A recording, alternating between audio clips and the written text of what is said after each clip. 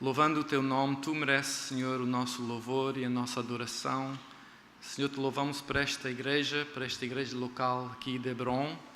Até quando olhamos para estas fotos, Senhor, do pastor Fred e os que começaram o trabalho aqui muitos anos atrás, alegra o nosso coração de ver como o trabalho tem desenvolvido. Começou tão pequeno, mas, Senhor, é assim o Teu reino. Começa com fé, como um grão de mostarda. Mas, Senhor, quando Tu nos chamas a entrar no Teu ministério, na Tua obra, e Tu abençoas. E obrigado, Senhor, pela bênção que tens derramado sobre esta igreja, sobre esta comunidade. E eu peço que continuas a abençoar o ministério aqui, o pastor Herbert e também os outros pastores também, Senhor, que eles possam sentir a Tua força, a Tua coragem, Senhor, e a inspiração do Espírito Santo para poder desenvolver mais o trabalho aqui. Pedimos, Senhor, a Tua bênção agora sobre esta meditação, que possa, Senhor, ser para a alimentação das nossas almas e também o desafio para os nossos corações. Também para os que estão aqui, que ainda não experimentaram Jesus, que ainda não têm a paz nos seus corações, que hoje possa ser o dia da salvação, que eles entendem, que o Teu Espírito Santo abra os seus corações para ver a realidade do Evangelho, que eles possam também aceitar e fazer parte da família de Deus. E pedimos isso em nome do Teu amado Filho, Jesus. Amém. Não sei se conhece a história da Bela e o Monstro. Sim? Conhece? A história da Bela e o Monstro. Havia um tempo quando o príncipe, que era bonito, morava num palácio maravilhoso. Tudo era bom, até um dia ele caiu debaixo de uma maldição. Tornou-se um monstro. Feio, cabeludo, focinho molhado, cornos, unhas grandes, de mau humor. Ele era destinado a andar por dentro do seu palácio assombrado para o resto da sua vida e esconder o seu rosto por vergonha. E a única maneira que a maldição pudesse ser quebrantada era se uma mulher bela, a quem verdadeiramente o amava, os seus lágrimas caíssem sobre ele. E vocês conhecem o resto da história, não é? Conhecem esta história. Pergunta: o que teria feito o monstro se a mulher bela não teria aparecido? Outra pergunta: quem a culpava, a Bela, se ela nunca teria entrado no palácio? Ela era linda, bela, linda, pura, bondosa. Ele, um monstro, cabeludo, sujo, resmungando, extremamente feio. Se alguma vez houvesse duas pessoas que encaixavam bem com os seus nomes, eram estas duas pessoas: a Bela e o monstro. Quem a culpasse a Bela se ela nunca estivesse preocupada com o monstro? Mas ela preocupou. E o fim da história é assim: porque a Bela amava o monstro tornou-se belo também. A história é bem familiar porque é um fado, mas é familiar também, chega ao nosso coração porque nos faz nos lembrar de uma coisa muito importante. Nos faz lembrar de nós mesmos. Porque se nós somos honestos, nós temos que reconhecer que existe um monstro dentro de cada um de nós. E não era sempre assim. Havia um tempo quando a face da humanidade era belo e o seu palácio era um lugar agradável e majestoso. Ele andava no seu jardim que foi criado para ele. Mas isso era tudo antes da maldição, antes da queda, antes das sombras cair sobre o jardim do coração de Adão. E desde aquele dia até agora, temos sido diferentes do que éramos, a humanidade, transformados, monstruosos, feios, desafiantes, arrogantes, zangados, cheios de raiva, fazendo coisas que sabemos que não devemos fazer e chegando a perguntar a nós mesmos: por que é que eu fiz isso? Nós tentamos ser melhor, mas temos que esconder nas sombras. Fugimos da luz por vergonha. Talvez diz a mim: Marcos, isso é um pouco exagerado. Eu não sou assim. Mas quando eu olho para a minha vida, eu vejo que realmente o meu interior, o homem, é realmente assim. Imagina um dia eu entrar no shopping. Tem aqui shopping aqui no Brasil, aqui em Manaus, maravilhosos. Tivemos ali com a Vilma e outros também. Imagina eu entrar um dia, e isso aconteceu, estou a contar uma história verdadeira. Eu entrei no shopping ali em Portugal e estava à procura de um lugar para estacionar. Ontem andámos ali pé do mercado a tentar encontrar um lugar para estacionar. Foi um bocado difícil, mas em Portugal entrei no shopping e era um fim de semana, até feriado, e estava lotado e muita gente ali. Eu fiquei ali à espera, muito tempo à espera para um lugar. Depois de 20 minutos à espera, eu deixei a minha esposa sair e ela saiu e foi às compras e eu fiquei ali à espera de um lugar. Um casal idoso, eu vi um casal idoso a chegar e começar lentamente a entrar no seu carro, né? Pôr todas as coisas lá atrás. E eu estava assim um pouco ansioso, um pouco assim, querendo sair, né, daquele carro e eu estava ali à espera. E eles saíram devagar, né? Marcha para trás e depois para frente, né? E sem notar alguma coisa, o espaço estava vazio e de repente outro carro entrou ali à minha frente. E aconteceu alguma coisa em mim que eu fiquei furioso, né? Normalmente um homem calmo, né? Em aquele momento eu tornei um monstro. A minha personalidade mudou por completo. Eu saí do carro e comecei a gritar, né? Eu olhei para mim depois: o que é que eu fiz? Né? Isso é um monstro que está dentro de mim. E o apóstolo Paulo tinha lutas parecidas. Diz em Romanos 7, versículo 15: porque o que eu faço não aprovo, pois o que eu quero, isso não faço, mas o que eu aborreço, isso faço. Romanos 7, versículo 15. Ele reconheceu que dentro dele havia algo que estava errado, que de repente ele podia ficar com raiva ou ter uma ação que era sujo, que era escuro, que era horrível. Mas Paulo, meus amigos, não era a única pessoa na Bíblia que lutava com o monstro cá dentro.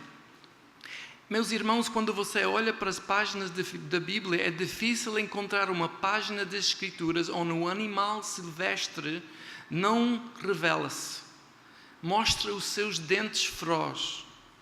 Pensa em Caim e Abel. Foi logo o início, Caim matando o seu irmão. Os 12 irmãos de José, imagina os 11 irmãos, né? Jogando o seu irmão dentro de um poço e depois vendendo o seu poço para escravo em Egito. Olha a maldade que estava dentro daqueles irmãos.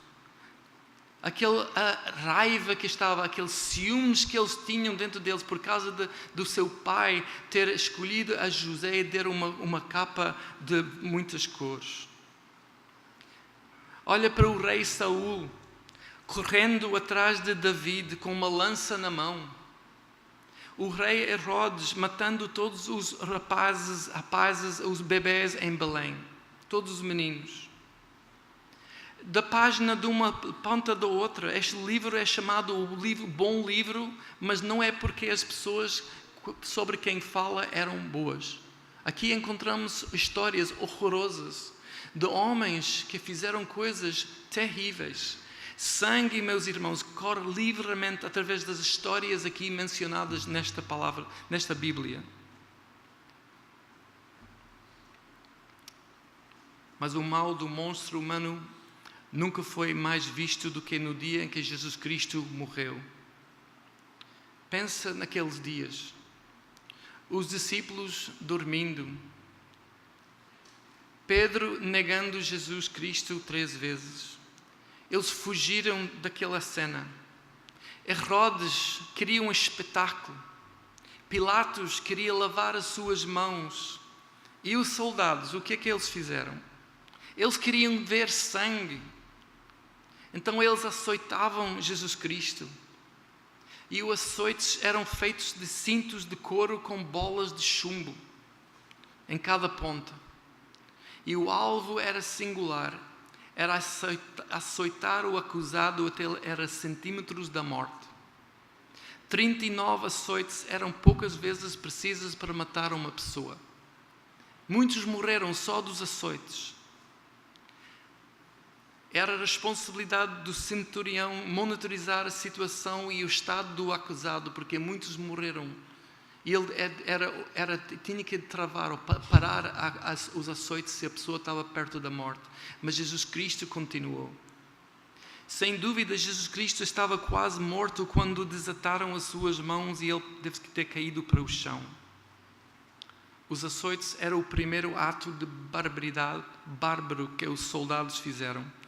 O terceiro era a crucificação. Não esqueci do segundo. Apesar das suas costas serem laceradas, os soldados puseram uma pesada cruz sobre as suas costas. Ele tinha que carregar a sua própria cruz até o Calvário, onde ele foi crucificado. Para estas duas coisas, nós não podemos culpar os soldados, porque eles receberam ordem para fazer isso, para açoitar Jesus Cristo e para crucificá-lo. Mas eles fizeram pior do que isso. Olha para Mateus, vamos ler Mateus capítulo 27, versículo 26 até 31. Só para nós lembrarmos o monstro que está dentro do ser humano. Versículo 26 até 31.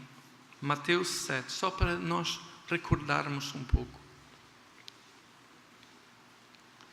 Então saltou-lhes Barabás, e tendo mandado açoitar a Jesus, entregou-o para ser crucificado. E logo os soldados do governador, conduzindo Jesus à audiência, reuniram junto dele toda a corte. E versículo 28, olha o que os soldados fizeram. E despindo-o, o cobriram com uma capa escarlate. E tecendo uma coroa de espinhos, puseram-lhe na cabeça e em sua mão direita uma cana, e ajoelhando diante dele, o escarneciam, dizendo: Salve, Rei dos Judeus! E cuspindo nele, tiraram-lhe a cana e batiam-lhe com ela na cabeça.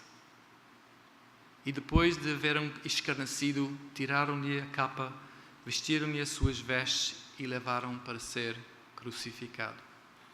Em versículo 6, nós encontramos a ordem de Pilatos para os soldados. Os soldados, era simples, a ordem era simples. Versículo 26, entregou-o para ser crucificado. Ele entregou Jesus Cristo aos soldados para eles crucificar Jesus Cristo.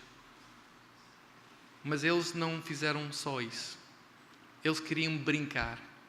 Eles queriam um jogo. Estes homens, soldados, com mulheres, com esposas, com filhos, homens fortes, armados, o rodearam um homem exausto, quase morto, um carpinteiro de Galileia, para o bofetar e maltratar ainda mais. Os açoites e a crucificação eram mandados por Pilatos, mas isso não foi a ordem de Pilatos, para cuspir em cima dele, para o maltratar, para zombar. Esta era a decisão destes homens, monstros.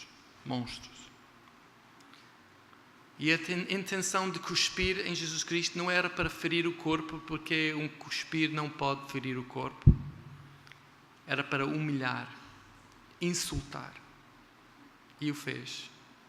Leia Isaías 53 e você vai ver a vergonha, aquela de Jesus Cristo, o que ele sentiu naquele momento. O que é que os soldados estavam a fazer? Eles estavam a levar a eles mesmos a sentirem importantes, para Jesus ficar pequeno e eles ficarem grandes. Eram monstros. Mas, irmãos, a realidade é que o ser humano é assim. Nós fazemos coisas parecidas, por natureza. Talvez você nunca cuspiu em cima de alguém, mas muitas vezes nós contamos mentiras sobre pessoas. Muitas vezes nós, por nossos ciúmes, às vezes falamos mal dos outros, fazemos eles se sentirem inferiores. Às vezes as nossas palavras que saem da nossa boca ferem o próximo. Às vezes nós nem percebemos o que estamos a fazer, mas muitas vezes realmente percebemos, estamos a fazer com a maldade, que existe, com a raiva, com a intenção de vingar, com aquele desejo de fazer mal àquela pessoa. Tem a palavra mesquice, gossip, mesquice, fofoca aqui no Brasil, em Portugal é mesquice, fofoca, aquele falando mal do outro, né? Não sei se já levantou a sua mão em raiva. Nós todos somos culpados dessas coisas. Não sei se já fez alguém sentir mal para você sentir bem. Quando fazemos estas coisas, nós estamos a fazer isso para Jesus. Porque em Mateus 25, talvez nós nem pensávamos nisso. Quando nós ferimos um irmão, diz em Mateus 25, 40, quando o fizeste a um destes meus pequenos irmãos, a mim o fizeste. Quantas vezes nós temos ferido um irmão pelas nossas palavras? Meus irmãos, nós também entramos no mesmo jogo que com aqueles soldados. Apesar de ser 2000 anos atrás, Jesus Cristo diz, quanto a fizeste a um desses meus pequeninos irmãos, a mim o fizeste. Como nós tratamos os outros é tão importante, porque é que se nós tratamos o nosso irmão, é como nós também tivéssemos a tratar de Jesus Cristo. Talvez você vai dizer, Marcos, eu não gosto de ouvir isso. Também não gosto de dizer estas coisas, mas temos que enfrentar a realidade. O facto é que existe algo monstruoso dentro de cada um de nós. Temos capacidade de fazer coisas horrorosas. Existe algo escuro dentro do nosso coração. Algo que às vezes até surpreende a nós mesmos. Eu tenho ficado surpreendido com as coisas que entram na minha cabeça. As coisas que eu tenho dito à minha esposa. As coisas até que eu tenho dito às minhas filhas, aos meus pais. Palavras cruéis, palavras que feriam. Algo que me surpreende. E a Bíblia tem uma palavra para este problema e descreve esta escuridão, este monstro que está dentro de nós, é o pecado. É o pecado. Pecado existe dentro de cada um de nós. Pecado é algo monstruoso e feio. A Bíblia diz em Efésios 2, capítulo 3, somos por natureza filhos da ira. Por natureza. A natureza é assim, é pecaminosa. E estou Não estou a dizer o que não conseguimos fazer coisas boas. Sim, nós conseguimos fazer coisas boas, mas o que eu estou a dizer é que não podemos parar de fazer coisas más. Esta é a realidade do ser humano. Conseguimos sim fazer coisas, boas ações num momento, mas no próximo podemos virar para fazer uma coisa tão dura e tão feia.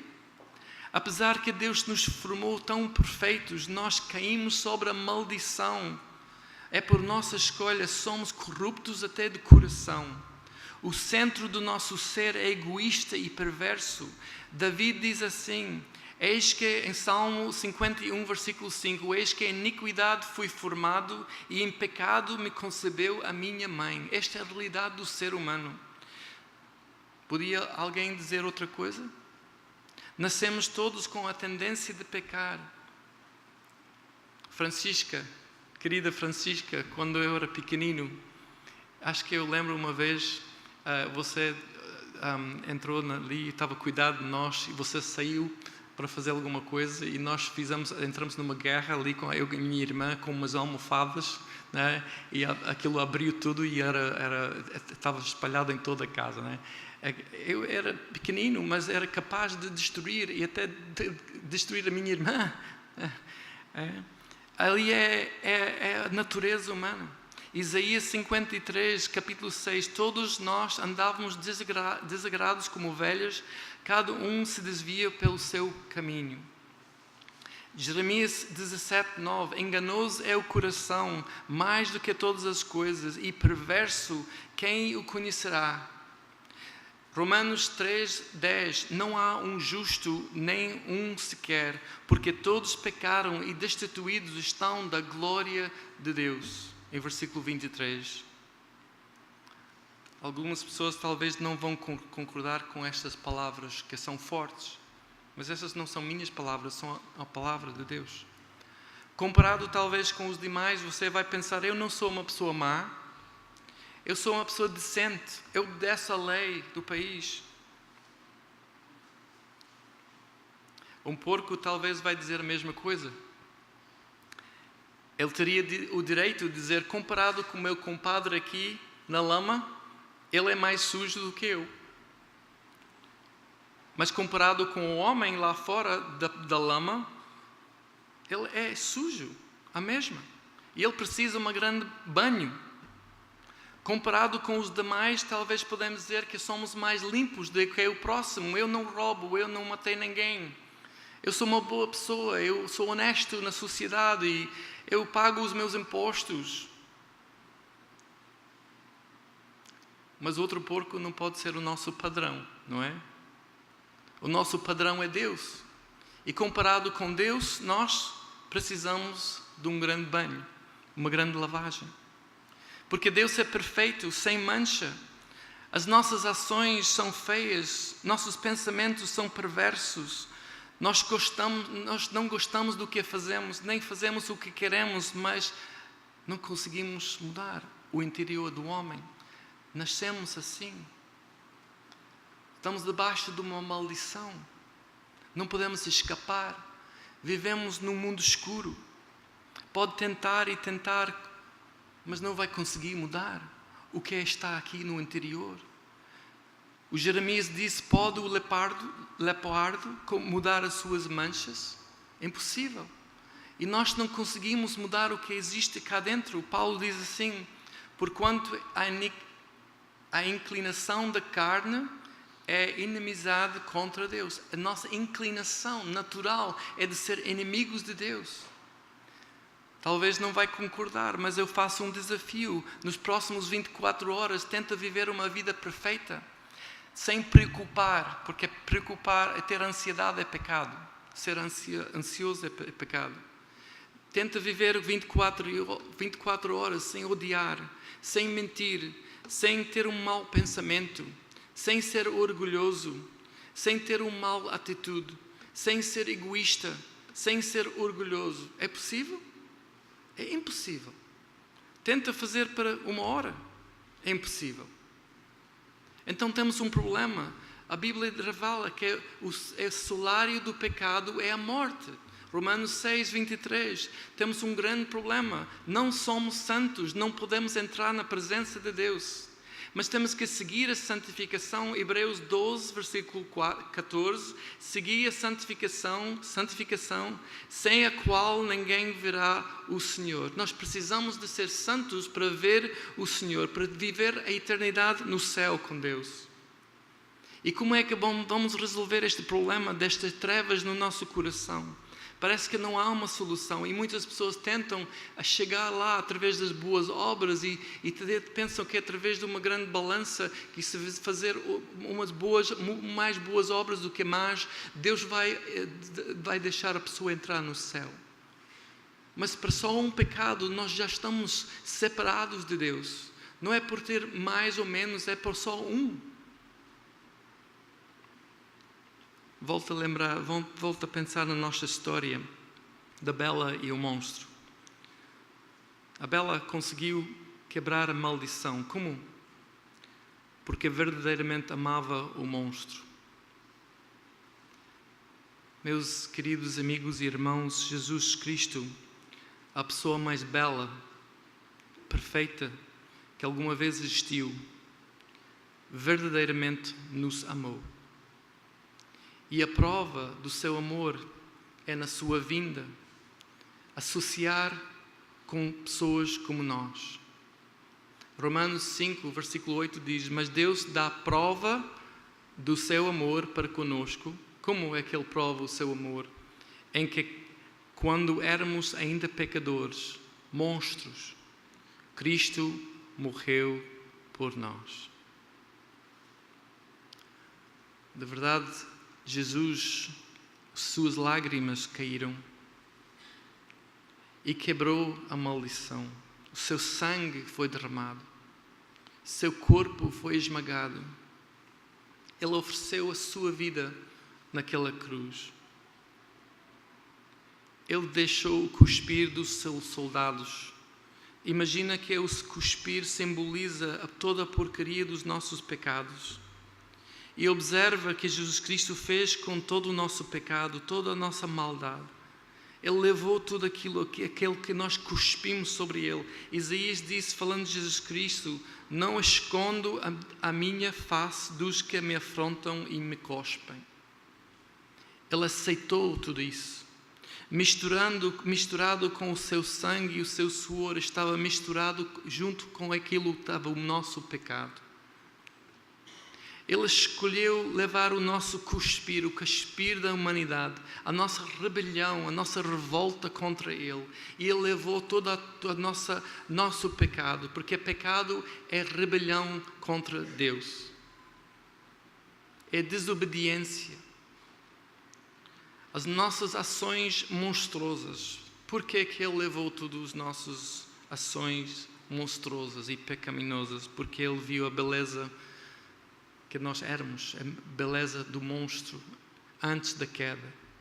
O homem que nós éramos, os homens, o ser humano, Ele queria restaurar o que nós éramos. Ele queria restaurar a humanidade. E aqui acaba o simbolismo entre a Bela e o monstro, porque a lenda da Bela e o monstro não é tão forte como a realidade da palavra de Deus, o que Ele fez. Mas na Bíblia, o mais belo que alguma vez existiu, Ele não somente veio e deixou uma lágrima cair sobre nós, mas Ele tomou o lugar do monstro. Jesus trocou lugares conosco. Nós, como Adão, estávamos debaixo da maldição. O castigo do pecado é a morte. E Jesus tomou naquele dia na cruz o nosso lugar. E Ele mesmo cai debaixo da condenação e da maldição. Gálatas, se você lê em Gálatas capítulo 13, Cristo nos resgatou da maldição da lei, fazendo-se a maldição por nós. Porque está escrito: maldito todo aquele que for pendurado no madeiro. Aquele que era belo, lindo, Criador do universo, puro, santo, tomou todas as nossas ações monstruosas e levou até a cruz. Ele fez isso para mim e para si. O que teria feito o monstro, nós, se o belo não teria perecido? Quem culpava o belo se nunca tivesse interessado nós neste mundo? Nós éramos bem monstros, sujos, maus, egoístas, ciumentos, extremamente feios. E ele, extremamente belo, lindo, puro, bondoso. Quem o culpasse a ele, se ele não tivesse preocupado por nós? Mas ele se preocupou e verdadeiramente nos amou. O amor de Jesus Cristo é uma coisa maravilhosa. Que Ele teve essa capacidade de amar alguém como eu. E não somente sentir pena, não sentir pena daquele que recebeu aquela maldição e deixar assim, coitadinho. Mas Ele veio ao mundo para me resgatar, para me transformar, para me fazer uma nova criatura, para fazer-me todos nós, belos como Ele é, para transformarmos na sua santidade. Ele tem feito isso com muita gente aqui, graças a Deus. Muita gente já tem experimentado aquela transformação, aquele milagre da salvação. Mas talvez haja alguém aqui que ainda está a viver com o coração de rebelião e de orgulho e de raiva e medo. Sabe, amigo, Jesus Cristo quer transformar este coração. Mas você, para ser transformado, você tem que entregar o seu coração a Jesus. Você tem que o aceitar. Tem que aceitar aquele perdão que Ele oferece. Tem que aceitar o seu sacrifício. Crer que Jesus Cristo morreu naquela cruz para você. E Ele promete entrar no seu coração, transformar a sua vida, dar-te uma vida nova em Jesus. A fim da história é assim, porque o belo amava o monstro tornou-se ser belo também. E esta é a nossa história. Ficamos lindos, não perfeitos ainda, mas um dia vamos ser. Um dia vamos ser como Jesus, perfeitos. Mas é uma maravilhosa esperança que nós temos. O Evangelho é a esperança para este mundo podre. Este mundo é o coração podre do homem, para nos dar uma vida nova e entrar na família de Deus e sair daquele lugar escuro, daquele palácio escuro e entrar num lugar novo onde há luz, sair das trevas e entrar na luz e ter uma vida nova com Jesus. Senhor e Pai, nós te louvamos pela Tua palavra que revela, Senhor, que Tu és um Deus de amor. Sim, Tu és um Deus que vai castigar o pecado. És um Deus que estás ofendido com este mundo e a rebelião do coração do homem.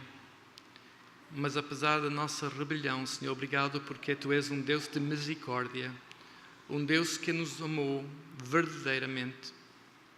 E Tu provaste o Teu amor para conosco em que enviaste o Teu único Filho, para que todo aquele que nele crê não pereça, mas tenha a vida eterna. E obrigado, Senhor, por muitos aqui nesta reunião que já experimentaram esta vida nova, já deixaram atrás aquele velho homem e já estão vivendo uma vida nova em Jesus Cristo. E, Senhor, nós estamos tão gratos pelo Teu grande amor para conosco, mas pedimos, Senhor, se houver alguém aqui nesta reunião que ainda não aceitou Jesus Cristo, ainda está andando nas trevas, ainda está com aquele coração escuro, Senhor, que Tu possas revelar a Ti mesmo, a ele ou ela, que ele possa abrir o seu coração a Ti, Senhor, que ele possa sair para a luz e Senhor, ser perdoado, se possa pedir perdão pelos seus pecados e aceitar o perdão que é oferecido gratuitamente. Obrigado, Senhor, porque não temos que pagar nada, não temos que fazer uma obra, não temos que dar dinheiro, não temos que fazer uma peregrinação, Não temos que fazer um sacrifício diante de um ídolo, mas obrigado, Senhor, que é só de entregar a nossa vida a Jesus e acreditar que aquele sacrifício foi suficiente para a nossa salvação. Arrepender dos nossos pecados e pedir perdão. Eu peço, Senhor, que haja alguém aqui nesta noite que faça isso. Não tenha Senhor, não deixe aquela pessoa sair deste local antes de entregar a sua vida a Jesus. Senhor, pedimos a tua bênção sobre cada um de nós. Em nome de Jesus Cristo é que oremos. Amém.